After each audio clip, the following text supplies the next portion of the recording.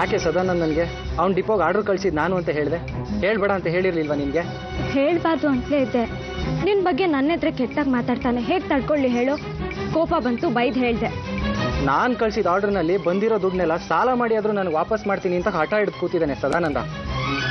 ಪಾಪ ಕಣೆ ಮಂಗಳತ್ತೆ, ಮತ್ತೆ ಬೀದಿ ಬಂದ್ಬಿಡ್ತೀವನೋ ಅನ್ನೋ ಭಯದಲ್ಲಿ ನನ್ನ ಹತ್ರ ಎಲ್ಲ ಹೇಳಿದ್ರು. ದುರಾಂಕಾರದಲ್ಲಿ ಆ ಸ್ಥಿತಿನ ಅವರೇ ತಂದ್ಕೊಂಡ್ರೆ ನಾವೇನು ಮಾಡೋಕ್ಕಾಗತ್ತೋ? ಅದು ಅವ್ರ ಕರ್ಮ. ನಿನ್ನ ನೋಡೇ ಕಣೆ ನಾನು ಬೇರೆಯವ್ರಿಗೆ ಸಹಾಯ ಮಾಡೋದನ್ನು ಕಲ್ತಿದ್ದು.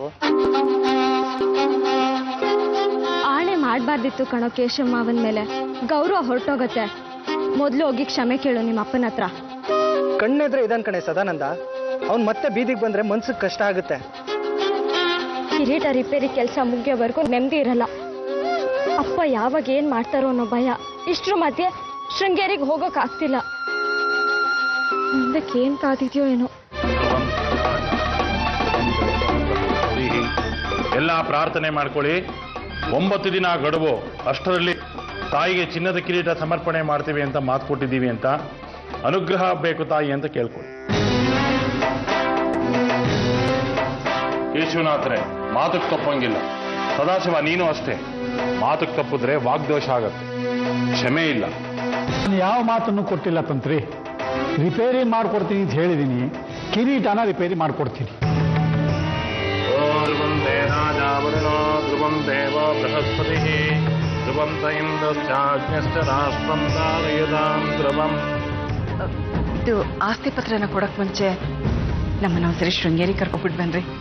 ಸುಮ್ಮನಿದ್ರೆ ಸರಿ. ಯಾವ ಶೃಂಗೇರಿನಿಲ್ಲ, ಏನೂ ಇಲ್ಲ.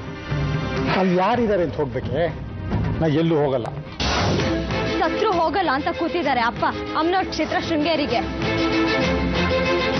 ನಿಮ್ಮ ನಂಬಿಕೆಗಾದ್ರೂ ಗೌರವ ಕೊಡಬೇಕಿತ್ತು ಸದಾಶಿವ ಮಾವ. ಕ್ಷೇತ್ರಕ್ಕೆ ಹೋಗದೆ ಇದ್ರೆ ಅನಾಹುತಗಳನ್ನ ಎದುರಿಸ್ಬೇಕಾಗತ್ತಂತೆ. ಇದು ಅಪ್ಪಂಗೆ ಅರ್ಥವೇ ಆಗ್ತಿಲ್ಲ. ಕಿರೀಟದ ರಿಪೇರಿ 6 ಲಕ್ಷ ರೂಪಾಯಿ ಕೊಡ್ತೀನಿ ಅಂತಂದ್ರು ಬೇಡ ಅಂದ್ರಂತೆ ನಿಮ್ಮ ತಂದೆ. ನಿಮ್ಗೀಗ ದುಡ್ಡಿನ ಅಗತ್ಯ ಇದೆ ಕಣೆ, ಯಾಕಂತೆ ಹಠ? ಏನು ಕೇಳಕ್ಕಾಗಲ್ಲ ನಾ ಅಪ್ಪನ್ನ. ರೇಗ್ತಾರೆ, ಕೂಗಾಡ್ತಾರೆ. ಅಪ್ಪಾಜಿ ಬರ್ದಿಟ್ಟಿರೋ ಚೆಕ್ ಇನ್ನೂ ಹಾಗೆ ಇದೆ, ಬಂದು ತಗೊಂಡೋಗ ಕೇಳ. ಆ ದುಡ್ಡು ತಗೊಂಡ್ರೆ ಅಪ್ಪ ನಂಬಿರೋ ಸ್ವಾಭಿಮಾನಕ್ಕೆ ಅಗೌರವ ತೋರ್ಸ್ದಂಗ ಆಗತ್ತೆ.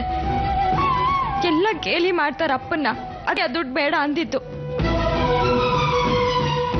ಏನಾಗುತ್ತೋ ಆಗ್ಲಿ, ಬದುಕು ಅವಳ್ದು, ಮುಕ್ತಾಯವೂ ಅವಳ್ದು. ಎಲ್ಲ ಅಮ್ಮನೋರಿಚ್ಛೆ. ಸದಾಶಿವ, ನಿಮ್ಮನೆ ನಕ್ಷೆ ಬೇಕು. ನಿಮ್ಮನೆಗೆ ಒಳಗೆ ಬರೋಕ್ಕೆ ಹೊರಗೆ ಹೋಗೋದಕ್ಕೆ ದಾರಿಗಳು ಏನೇನಿದೆ ಅನ್ನೋದು ನಾನು ತಿಳ್ಕೋಬೇಕು. ಅದೆಲ್ಲ ಯಾಕೆ? ನಿಮ್ಮನೆ ಸೆಕ್ಯೂರಿಟಿ ನಾನೇ, ಗೋಗ್ಟೆ ರಾಮಸ್ವಾಮಿ.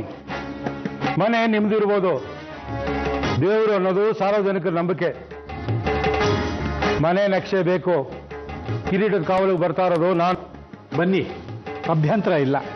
ಮನೆ ನಕ್ಷೆ, ಮನೆ ಸುತ್ತ ಬೇಲಿ ಥರ ಹಗ್ಗ ಕಟ್ಟೋದು, ಇದೆಲ್ಲ ಮನಸ್ಸಿಗೆ ಹಿಡಿಸದೇ ಇರೋ ಮಾತು.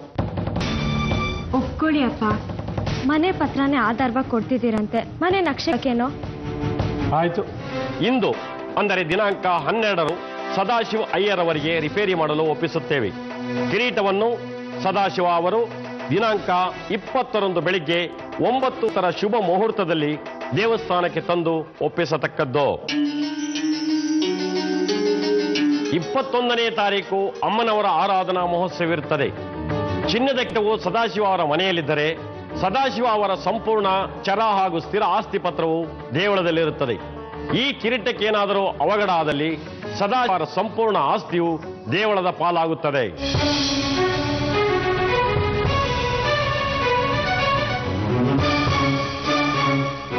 ಸದಾಶಿವ, ಆಸ್ತಿ ಪತ್ರ ಕೊಡು.